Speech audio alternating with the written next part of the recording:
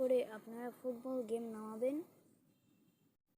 প্রথমে চলে যেতে হবে এখানে, যেখানে সার্চ করতে হবে ফুটবল। এখানে দেখতে পাচ্ছেন চলে এসেছে, তোমরা এখানে ক্লিক করব।